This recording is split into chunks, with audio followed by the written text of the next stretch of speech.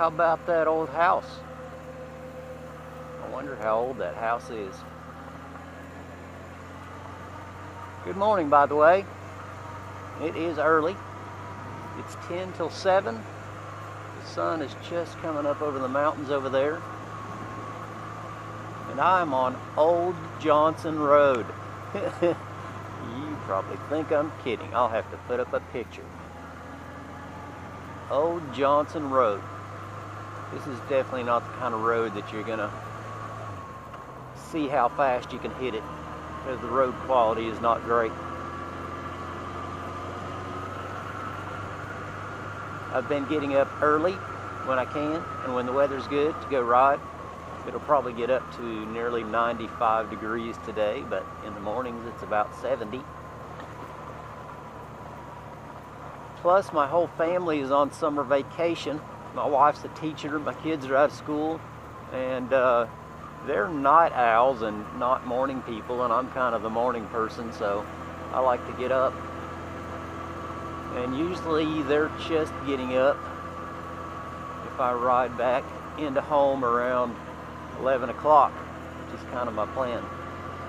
So that gives me 4 hours in a morning to ride, and that is just awesome to me.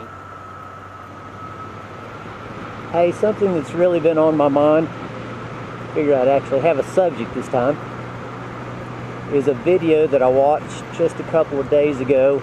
The video was put out by Killboy. I'm subscribed to Killboy's video channel, and he puts out some really cool stuff. He's the guy who takes pictures of everybody on the tail of the Dragon.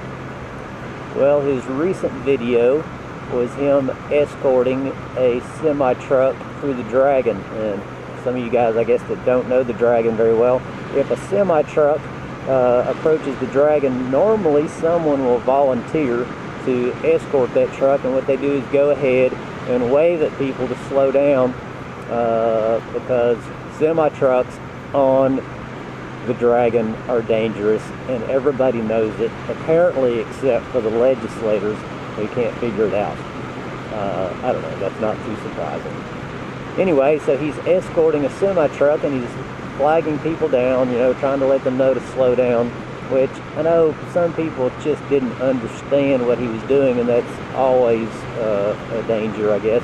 And so even with him flagging people down, trying to get them to slow down, a guy still came around a turn and was surprised to see, why wouldn't you be surprised to see that a semi-truck is totally, absolutely blocking every bit of the road in a tight turn. And this rider was on a big cruiser, and he was probably going pretty slow anyway, because you don't go fast on the Dragon even if you're really good at it usually, because you got to slow down a lot for those turns. Anyway, the guy wound up running into basically the rear axle of the truck, and I'll try to put a link to this there. Killboy's stuff is usually pretty interesting.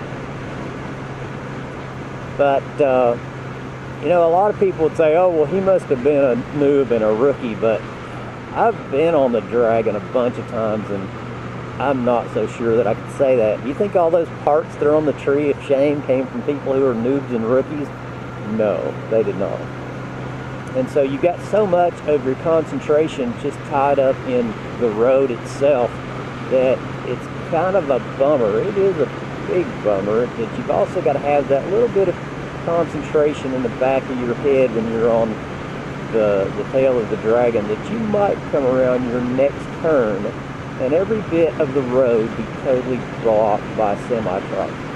It's a simple thing. Just enforce the law. You don't have to tell truckers, hey, you may not take this road. The truckers are already well aware of the fact that if they cross the solid line, then they're going to be ticketed for that. And go ahead and enforce it. That's what you're supposed to do. Enforce it.